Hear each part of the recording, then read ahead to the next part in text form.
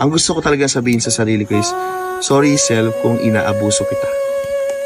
Sorry Sel kasi kahit alam kong hindi mo na kaya, pinipilit pa rin kitang gawin yung mga bagay na hindi mo kayang gawin.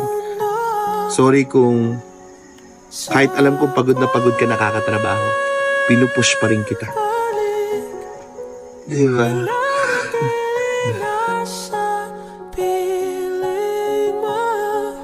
I can't do nothing 'cause you are stuck in my